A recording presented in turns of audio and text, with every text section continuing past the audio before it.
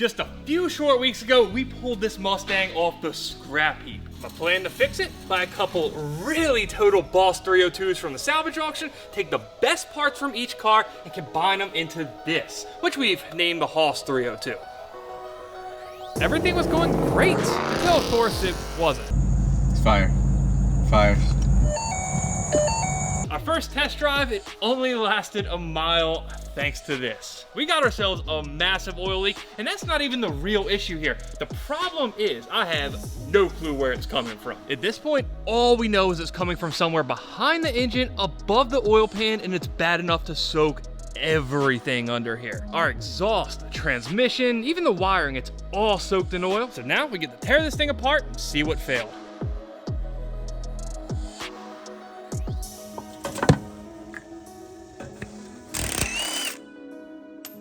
I think we can all agree it's never necessarily fun to have to pull apart your car because it's broken, but it is far more annoying when you just put it together. That little bit of extra kick to the groin. So how we're gonna try to go about this is leave the engine in the car, assuming the damage isn't too bad. We're just gonna pull the trans, pull the bell housing, and see what we can find. I think we do have a twin disc clutch in here.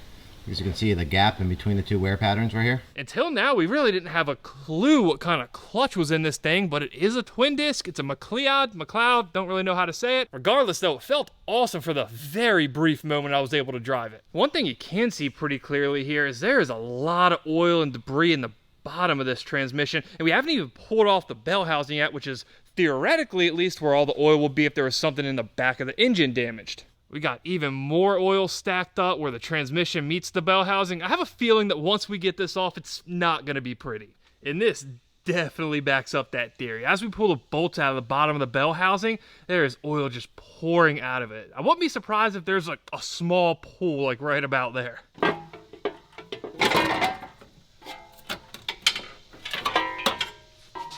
Okay, I mean, it's bad, but not as bad as it could have been. It's generally pretty wet, but it's not like we had a swimming pool of oil in there. You can see where at some point something was sitting down here. Now, I don't think it's necessarily the oil because that plate's a little bit rusty. It must have got some water in it at some point. Either way, it's not there any longer. And at this point, I don't think anything on the bottom of this car is rusting. Now, it's not all bad news here. The clutch, this looks fairly new. In fact, the whole transmission swap, everything looks like it's in really good shape. I can't imagine it has much mileage on it. Let's hope this thing isn't beat on the inside after I just complimented it. Okay. What's the disc look like? Okay, that's not bad. Generally, I'm not a fan of these type clutches. They usually drive pretty badly, but this one, it felt pretty much stock. It wasn't a stiff pedal. The engagement was nice. It still has plenty of life on it. I'll take that. I'll take that all day. The friction surface that goes in the middle of our two clutch plates, it looks pretty nasty. From back here, I thought it was all scored up, but to the touch, it feels really good. It looks significantly worse than it is. Yeah, we got ourselves some ARP bolts here at least. That's never a bad thing. Always nice to find top quality hardware. We built a lot of cars where that's not necessarily the case. Yeah, I'm kind of shocked. It looks really nice. You can see the wear, how much it's worn down. A little bit right on the inside. And I presume that's because that sits just over the lip on the friction surface on this flywheel. Based on what you said about that's where it sits inside the flywheel, that is how much wear the clutch actually has on it. That makes sense. Not a lot. Very minimal. Good. This is either the point where we pull this off and see a big gnarly crack, or hopefully it's the rear main seal. Oh my God. I can't imagine that's supposed to be sitting out that far. You can see kind of balled up oil between the crankshaft and the rear main. More importantly though, I don't see any big gaping holes back here. Not that that's what I would expect, but if it's enough to leak, there's got to be something. Looks like we've got a lot of oil on the backside of our flywheel too, which kind of adds to our rear crank seal speculation.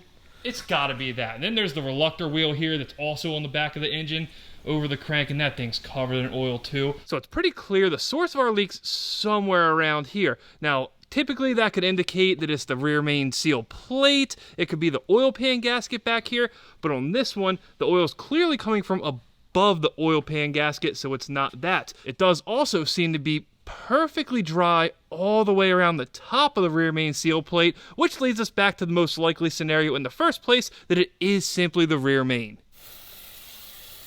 And though it's not a simple fix, being that we had to pull the trans, it's far and away the cheapest. We got ourselves a new seal for like 50 bucks from Ford, which compared to doing something like fixing a cracked block is just a bit more cost effective. I feel like that fell out too easily. That fell out very easily. Usually you struggle with these things. I can't see anywhere that the seal itself is torn, slit, or damaged, but it is missing something there. That should not be around the crank. That's supposed to be inside the seal. Yeah, so must have rolled the seal and the spring rolled out of it. So I guess the question here is why? Generally, these seals only fail for a couple reasons. Number one being age, which I don't necessarily think is the case here. The second being crankcase pressure, which also doesn't make a ton of sense. The White Boss we got the engine out of, I don't know how long it was sitting at the salvage auction. Maybe the seal dried up, maybe it just wasn't having a good time, or maybe it's just something we did.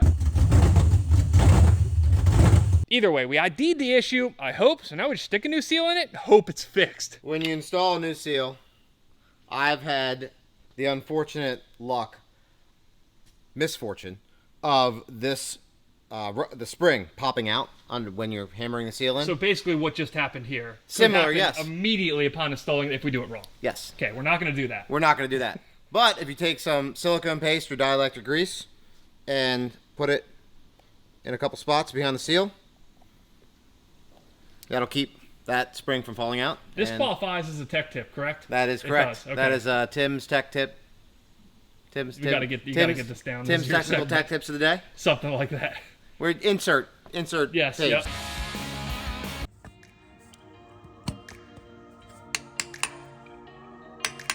Now we get the luxury of doing everything we just did in reverse and hoping we fixed it.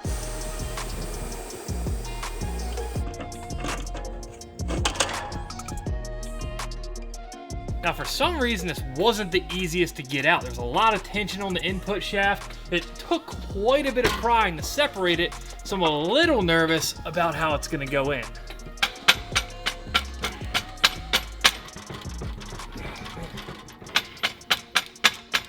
Since this thing's being kind of difficult, which can happen sometimes on twin disc cars, especially used twin discs, especially transmission swaps with used twin discs, doesn't want to go in, so we're gonna draw it in with ratchets, which you definitely should not do at all, but you know. I'm tight. Yep, me too. So I'm not gonna say there's a professional way to do this. Again, you should never draw a transmission in like that, but if you are doing with one on top, one on the bottom, it's not the worst, you know. Draw it in evenly, and we have a billet clutch alignment tool, so it has the same tolerances as the input shaft. Basically what we're doing here is trying to explain away the fact that we just did something the way you shouldn't do it. But I think it worked. Let's keep rolling, right? Yeah.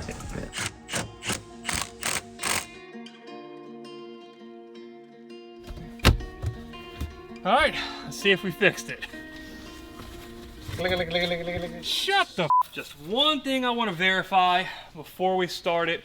I don't think we lost much oil, judging by what we saw on the ground, but if there's ever an appropriate time to double check, it's now. Now, we're still plenty good on oil. If anything, it looks a little over full. Maybe that was just a proper way of draining it, right?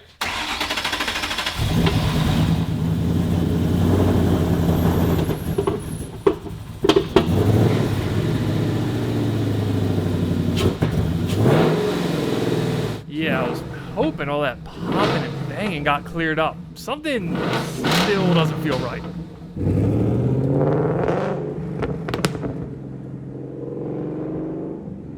It doesn't necessarily run bad. There's just this hesitation, which I know you guys can't see on camera, but if you've ever felt it, you know exactly what I'm talking about. Even steady RPM cruising like this, it feels like something's just hanging up. Now, I do have a theory that's completely unrelated to the whole rear main seal issue we had last time. When a car from auction isn't running right, one of the first things that always comes to mind, bad gas. Sometimes these things have been sitting for years. You don't know how old the gas is, you don't know if water got in it, so we're gonna pop the line off and get a little sample.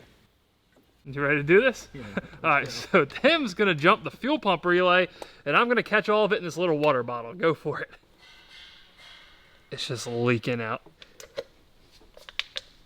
That looks really, really clear. Come check it out. Come, give it a sniff, maybe. It looks like water. It's New World, Northern California, Napa Valley. It smells like ethanol, like it smells like E85 or something. What? It smelled like corn. In this jug, some nice new, from the pump, E85. Whew. They don't smell the same, but this one smells like what I imagine old E85 to smell like. Now, just to be sure, we're gonna run a little test. This is the barest of bones ethanol content tester. You fill it to this line with water, fill the rest with your gas, then you let it settle for about a minute. By the time this ad's over, we'll know exactly how much ethanol is in our gas. NFL season's finally here, and my partner, Underdog Fantasy, wants to make it a lot more interesting. Join the millions of fans that played on Underdog last year, and with their pick'em game, you can win money by making sports picks. You can pick higher or lower on player stats like touchdowns, receiving yards, interceptions, and a lot more. You can make entries of all NFL picks, or you can mix and match across your other favorite sports. You can win up to 1,000 times your money. Underdog's available in 30 plus states, including California, Florida, Texas, and even Canada. For my week 1 picks, we're going with Lamar Jackson higher than 219.5 passing yards, Zay Flowers higher than 51.5 receiving yards, and Aaron Judge of the Yankees lower than a base and a half. Underdog also has a free pick promo on Travis Kelce live until September 5th, meaning he only needs to get 1 yard, and that was a winner. They even have a Thursday 30 for all customers this Thursday. Apply your profit boost token to the entry of your choosing and get a 30% profit boost. So if you're ready to bring in the NFL season right, sign up and deposit now using code ScrapLife to get up to $1,000 in bonus cash and a free pick. It seems that we found our issue. Turns out this is straight true E85. Of all the fuel related issues I thought we were gonna find, this was not one of them. I thought there was a really high chance that this gas would be bad. I even thought there was a decent chance that the white car we took the drivetrain out of was tuned for E85, which of course would cause all kinds of issues if we had 93 octane in this tank. What I didn't expect though is that this red Mustang, which was basically bone stock when I got it, would have E85 in it. Here in Maryland, E85 is kind of an inconvenience. The pumps aren't that plentiful, but this car did come from Illinois, where it seems like there's an E85 pump on every street corner, so I guess in some way it makes sense. I just didn't expect it. We're gonna have something like 15 gallons of leftover E85 here. We got a lot of cars here that run E85. I'm just not sure any of us are gonna be comfortable enough to put this old stuff in said cars.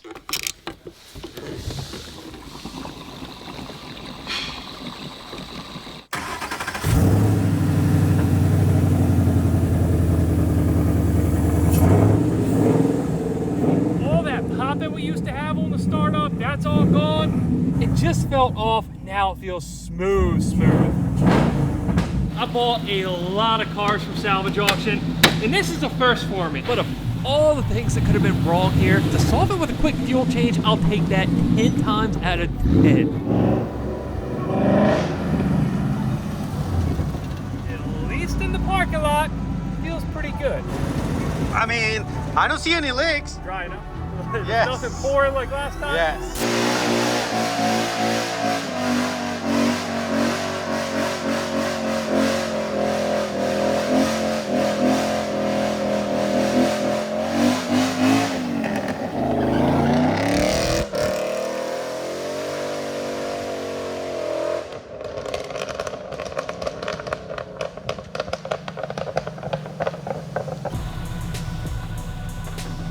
If it can pass the big igniter burnout test, I think we're officially good to call the rear main issue fixed.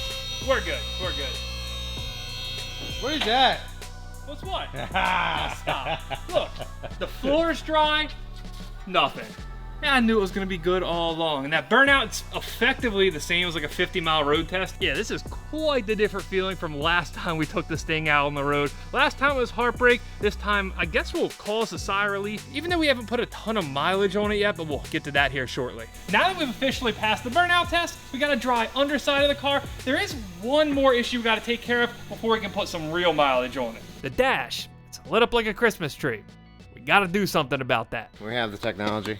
Oh, It's a little ancient. She's running Windows XP. Well, that's wrong. It says boss. That's It's a That's Hoss. incorrect. Yes, the Hoss. This It's thing's just- it's way out of date. That is a lot of codes. The first one, vehicle identification number, aka VIN number mismatch. That's what I think is causing the issue here. I'll get to why in just a second, but what else do we have?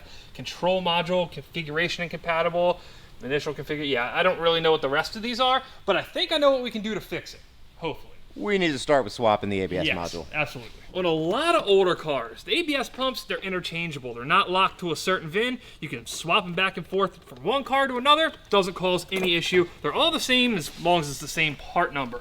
But on these, that is not the case. Based on the codes we're getting off Tim's fancy machine, every one of these ABS pumps is programmed to a specific VIN number. Now, this is the ABS pump that originally came in the red car, but being that we swapped the BCM and the ECU out of the white car, the VINs, they no longer match. The car effectively thinks it's the white Boss 302 and it's looking for the matching ABS pump, which fortunately we still have. Now, if my experience from working on ABS systems on other cars holds up here, we should be able to do this swap without losing any brake fluid or having to rebleed the brakes. And that should be because the only part that's coded to a specific car is the electronics box on the back. This part of the ABS unit is just a series of valves and actuators. It's all hardware type stuff, but the brains of the unit, what controls those valves and actuators, is all in this little plastic box. So unless I'm mistaken, which, let's be honest, is always a possibility here, we should be able to swap these brains and be on our way.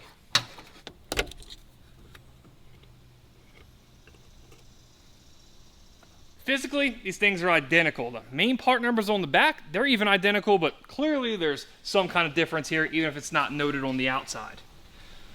Are you sure they grabbed the right one, or you put the wrong one? You see that? I know it's the right one, Fernando. Stop messing with me, all right? I wrote the last four of the VIN from the old car on this one. Just like that.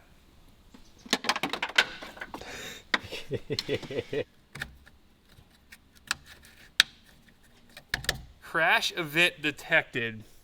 Accurate, that sounds right. We just did a general scan here. So many of these modules have codes for losing connectivity with the instrument panel or invalid data. I don't know what's up with that.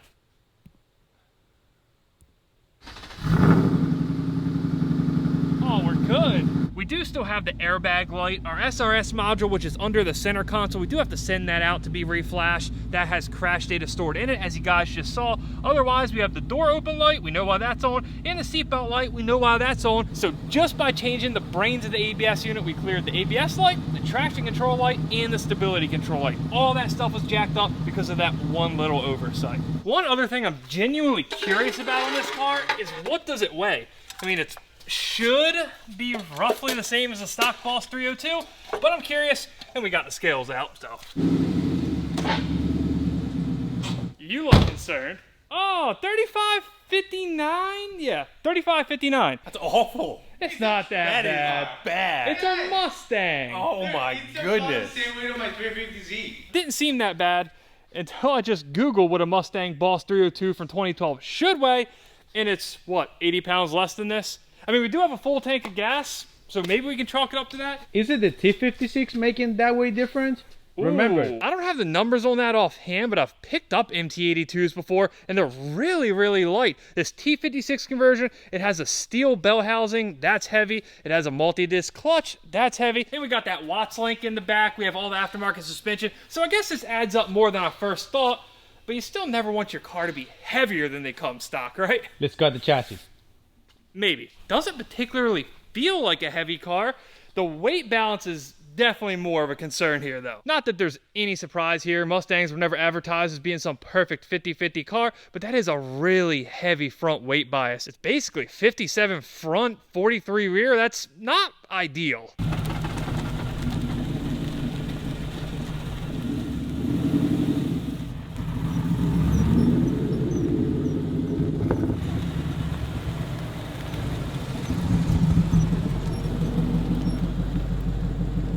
So all the lights are off, that's a positive, but something's squeaking. You hear that, right? Yeah. That sounds weird.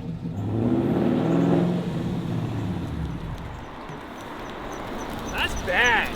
That doesn't sound good. Is it front or rear? I would assume it's rear, Because you can't hear nothing from the front. It's just when you pass that you hear it louder. So back to the left, apparently. All right. So this should tell us definitively if it's front or rear. Go for it. Yup, there it is. You can still hear it over here, but I think the sound is coming from here on the rear left. It's so faint, but I'm sure you guys can hear it. It sounds like there's a squeak every rotation of the wheel. Actually, if you look right down the side of the wheel, it's got a little wobble to it. Not so much that I'd necessarily be concerned. It could be a slightly bent wheel. We do see that type of stuff all the time on aftermarket wheels, but they usually don't make noise.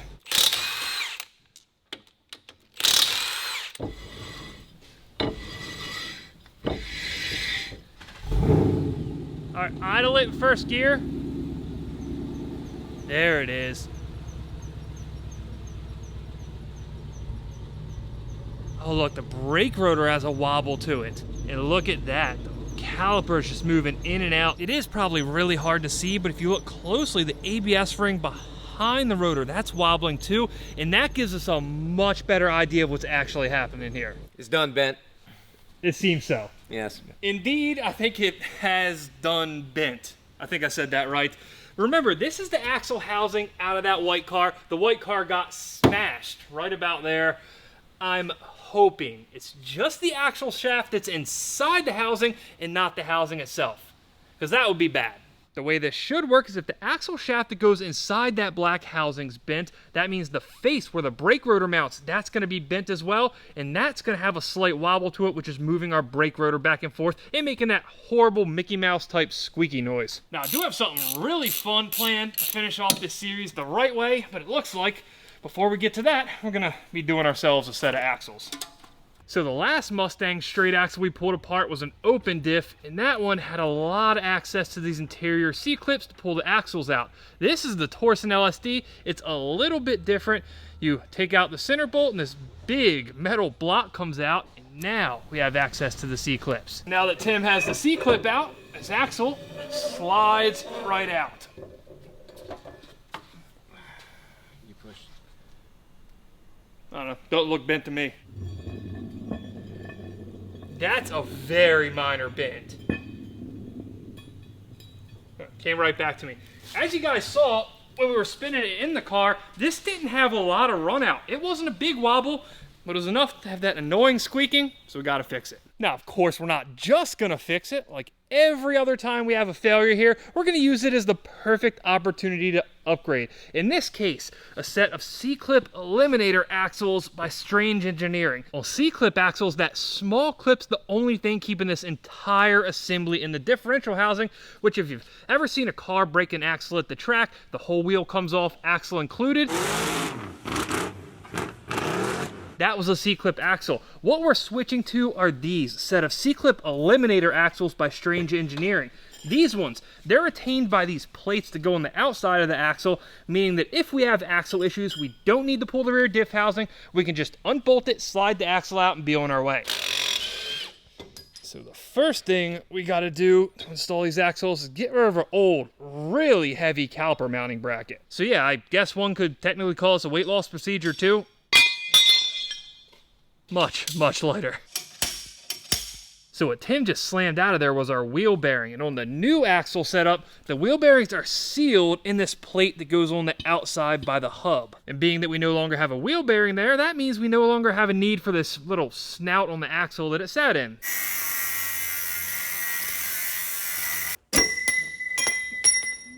That was some karate shit. And now that Tim kung fu'd that off there, that's gonna let us put our new caliper mounting bracket and bearing retainer plate on without interfering with that axle snout. I'm not gonna lie, using Ford RTV on a Ford, it feels far too professional for this place, but you know, it is what it is. Try not to mess up that beautiful RTV job Tim just did. Nice fit, there we go. Now we just cinch down our bearing plate and the conversion itself is done. Just gotta button it back up exactly the way we took it apart. Refill our diff with oil.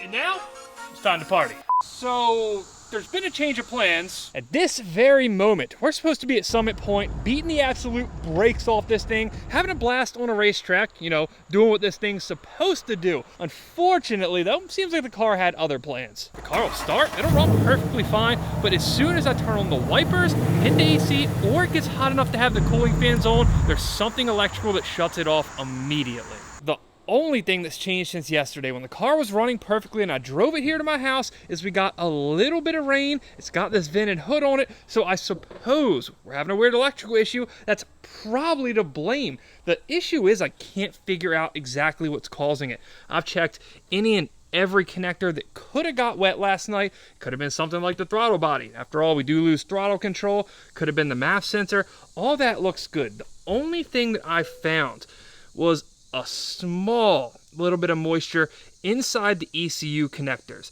Now the wipers, they shouldn't be controlled by the ECU, but the AC, I believe that goes through the PCM, and I know the cooling fan does. The ECU itself, that's bone dry, there's no corrosion, there's no signs of water whatsoever. But regardless, we're gonna dry out everything we can. I'm gonna let them sit open for a couple hours and see if that fixes it. And if it doesn't, I guess it's back on the trailer. All right, this thing's been air drying pretty much all day. I used Q-tips to clean out some moisture in the connectors. So we'll put it back together, cross our fingers, and hope it works. Fingers crossed.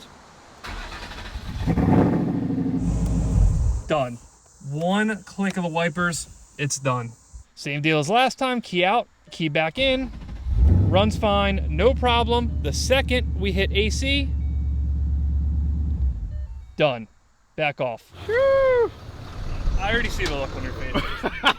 Out with it, just say I mean, to be honest with you, I have to get exactly the same brake pads that you had, because after a track day, not dust at all, they're amazing. Nice one. What happened there, Hoss? That's a good one. Not bad, not bad. Okay. Look, I'm just hoping the whole, you know, turn it off and turn it back on work. We let it sit overnight, this time with a tarp covering the engine. We'll see if it did anything. I don't have high hopes. Does that work? It didn't get wet this time, so I guess.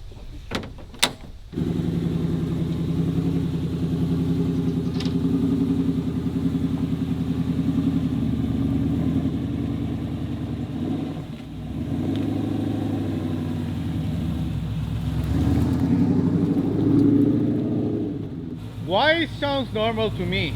It always sounds normal until it doesn't. Let's see if you have the magic touch. Turn the wipers on. Done. What? You know, I was hopeful that once we got in here and had Tim's fancy Snap-on machine compared to the pair of pliers and like 3 sockets I had at my house yesterday, we'd be able to find something, but there's not a lot here that gives us any real direction to go in. So I guess the only way we can go about this now is figure out what the wipers, the cooling fan, and the AC compressor have in common. The obvious thing there, current draw. Or maybe the wiring for them all runs through a certain connector and that's our issue. Well, we've been diagnosing this thing for what, the better part of 3 hours now? Yeah. With the help of Tim's friend from Ford, and the good news is we have good news. So the first thing we did was try to determine if it was an action-based issue or a command-based issue, meaning was it the act of us turning on the windshield wipers that was stalling the car, or was it the windshield wipers coming on? So the first thing we did was unplug each component that caused the engine to stall when we turned those components on, and it in turn seemed to have solved the problem. Like it was never there. So if we delete the AC, the wipers, the cooling fan, we should be good to go, right? You did say it was a race car, right? Well, cooling fan, we might need that one, technically. Just go fast enough. Then, while the car was running fine, I was just playing around with connections, trying to find something loose, weird, whatever. I unplugged the passenger headlight, the car died. Then, we unplugged both headlights here, and nothing. The car wouldn't start at all at that point. Based on what we found there, we discovered that the ground pin for the driver's side headlight and the ground pin for the passenger side headlight are independently grounded throughout the chassis. So this pin is just this headlight and I think a couple other components that are non-related. The ground pin on this headlight, however, goes to this wire right here. I believe Ford calls it G100. And what does it share grounds with? It shares grounds with the AC compressor clutch, the cooling system fan, high-speed relay, and Wait, don't spoil it. The wiper motor. And it the might be the wiper motor. And the there and the we wiper go. motor. Okay. Right. So logically, we have bad ground, causing all this. A bad ground that was tight, I might add. Yes. So Ford likes to ground things through the threads of the bolt, which is less than ideal. So what I did was I scraped away the paint right here with Panel popper. It wasn't anything fancy. with the proper tool. It's like a caveman would do it. Yes, like a yes. Leaving the ground loose or something, I can accept that. That would be my fault. This was hard to find, mainly because I assumed it was due to the rain. It wasn't. And just like that, free 99 fixed, except the, 350 bucks I'm out for a track day. That part kind of sucks, but hey, is what it is. Clearly this didn't work out at all how I had hoped, but there is a silver lining. Daw's building the Turbo NSX. That thing's gonna be track ready in a couple weeks, so now we can take both. And of course I can smoke them because, Pulse 302 and whatnot.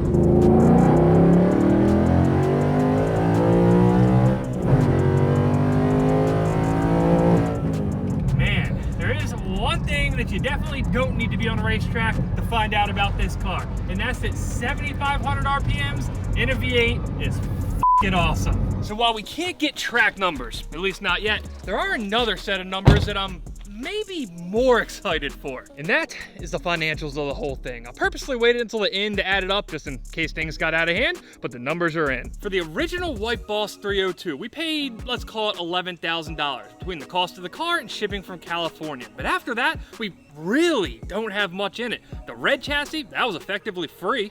I sold the original engine and transmission that came out of this car, and that covered the cost of it completely. The silver Laguna Seca that we grabbed the Recaros, the rear seat delete, and the exhaust from, that cost $9,900 but I sold the Roadrunner drivetrain that came with that for $11,500, meaning we turned a small profit, all while getting the parts we need for what's now free. And yeah, we had to put in a ton of time and effort parting those cars out, but that's kind of just part of the fun of building cars this way. As for true dollars invested in this build, we got $2,000 for the BBS wheels, $150 for a working driver seatbelt, $1,000 in paint to convert the white front end to red, $800 in graphics and vinyl, $200 on alignment, and like $2,500 for the headers, the motor mounts, the aftermarket suspension, and all the other little stuff I'm forgetting. The grand total for what to me at least is the perfect version of a Boss 302, $17,650. Surely this would cost something like $30,000 to replicate if we just bought a used Boss 302 and then went about modifying it in this manner. So as far as I'm concerned, this is already a win. Only thing we have left to do now, go have fun. Up. Tech tip Tim's tech tip of the day. Remove all the bolts. Yes. Airflow is going that way, right? Yes, you need to be able to blow into it that way. No, because it's going to the engine. So you have to suck Look, it look. there.